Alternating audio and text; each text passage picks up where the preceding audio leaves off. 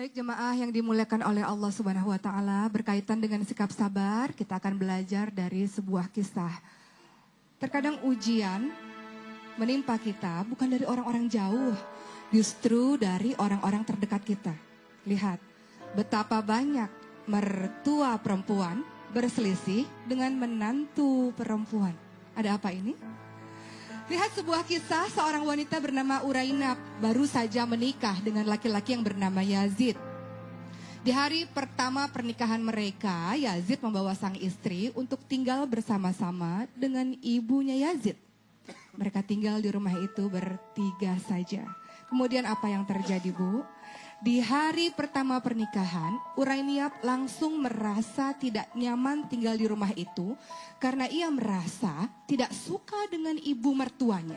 Apa-apa serba diatur, apa-apa ibu mertuanya ini selalu ikut campur, apa-apa selalu salah di ibu mertuanya ini. Itu yang membuat Urainab berkata kepada Yazid, "Kenapa kita tidak tinggal berpisah saja dari ibumu?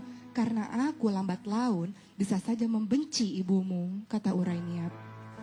Apa yang dikatakan oleh Yazid, bagaimana mungkin kita tinggal terpisah? Pertama, kita bukan orang yang kaya raya memiliki banyak rumah. Kedua, ibuku adalah ibu yang sudah tua renta dan ibuku sebatang kara. Aku adalah anak yang harus berbakti kepada ibuku, orang tua satu-satunya. Dan kemudian yang terjadi setiap hari antara ibunya Yazid dan Urainab, istrinya Yazid, senantiasa berselisih terus-menerus. Urainab merasa tidak tahan dengan sikap ibunya Yazid.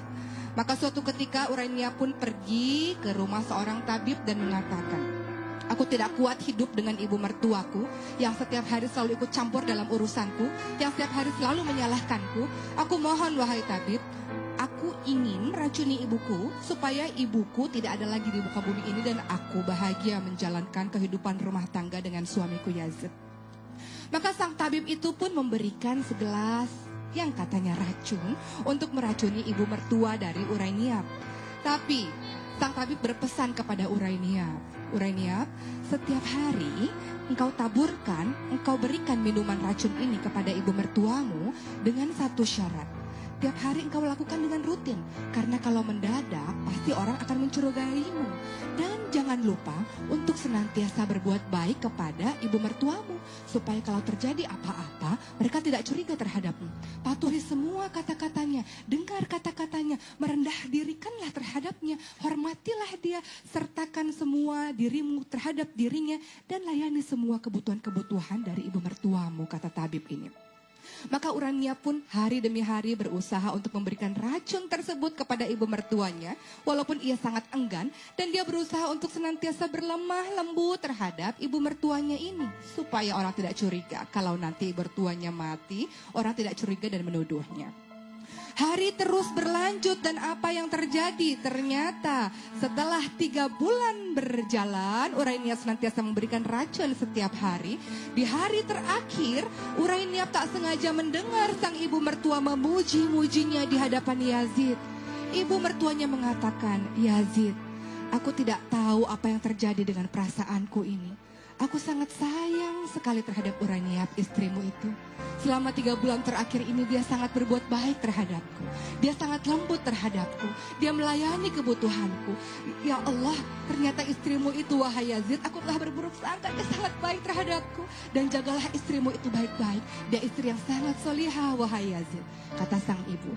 Maka berderailah air mata dari Urainab. Kemudian ia menangis dan berlari menuju ke rumah tabib dan mengatakan, "Tabib, tolong aku, berikan penawar racun dari mertuaku ini. Aku tidak ingin membunuhnya. Ternyata ibu mertuaku sangat menyayangiku. Aku menyesal karena meracuninya. Berikan penawar, wahai tabib. Berikan penawar agar dia tidak mati, wahai tabib," kata Urainab dengan bersungguh-sungguh dan berurai air mata. Sang tabib mengatakan, "Kenapa? Apa yang terjadi dengan ibu mertuamu? Ibu mertuaku sangat baik selama 3 bulan terakhir ini. Tidak pernah memarahiku, tidak pernah masuk urusan rumah tanggaku. Dia sangat baik terhadapku dan aku sangat menyesal karena berniat untuk meracuninya." Apa kata tabib? "Ketahuilah, racun ini hanya air putih biasa. Dia bukan racun. Yang racun adalah pikiran dan hatimu. Karena pikiranmu selalu kotor terhadap ibu mertuamu yang menginginkan terbaik untukmu. Ibu mertuamu yang menginginkan engkau melayani yang terbaik untuk suamimu. Yang racun adalah hatimu karena engkau senantiasa berburuk sangka dan kotor sekali. Maka Urainia pun kembali ke rumah dan bersimpuh di kaki sang ibu mertua. Ibu mertuaku, engkau ibuku. Ibu mertuaku, aku minta maaf atas semua perlakuanku. Nasihat-nasihatmu adalah kebaikan untukku. Lihat, ketika mendapatkan ujian demi ujian, apa yang dilakukan? Harusnya adalah introspeksi diri, sabar, dan lakukan kebaikan demi kebaikan. Karena in ahsantum ahsantum li anfusikum wa in asatum falaha. Kebaikan untuk dirimu sendiri.